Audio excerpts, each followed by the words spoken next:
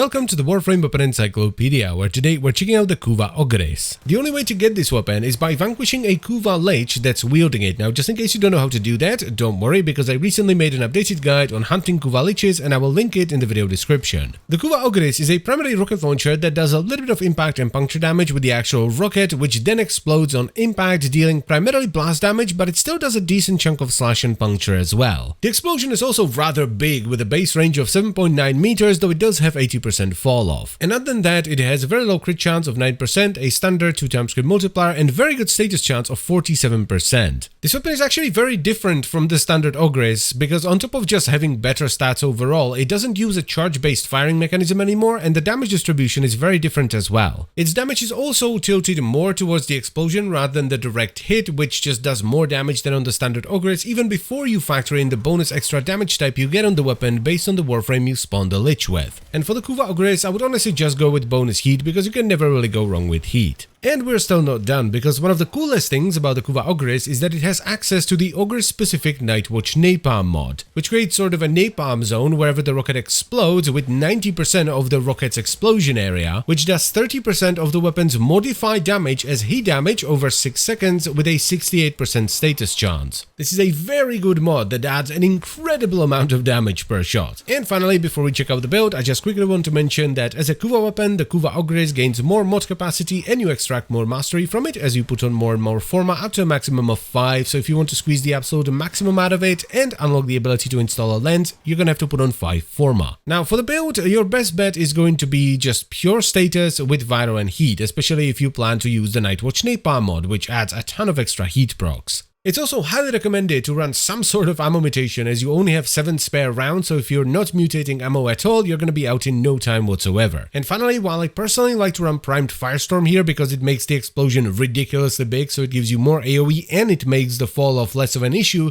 you can instead run a Primed Bane mod for some extra sweaty damage. Now, as far as the performance goes, it's surprisingly good for something that has basically no crit whatsoever, and it's just a combination of the weapon being pretty strong to begin with, but also the Nightwatch Napalm mod, which adds a ton of extra damage and heat procs on top of what you would normally get. This is definitely one of the better explosive weapons that we have access to in the game. It just feels nice to use and it's pretty damn strong. The main downsides of the Kuva Ogris are that, well, it has basically no crit, so you get no crit scaling, which is a shame. And the second downside is that the explosion is so big, it's pretty difficult to use if you don't have access to something like Primed Sure-Footed to negate the staggers, which as far as downsides go, is not too bad. So definitely pick this one up, I highly recommend it. And as always guys, I thank you very much for watching, I hope you've enjoyed the video and found it helpful, and I'll see you next time. Bye bye.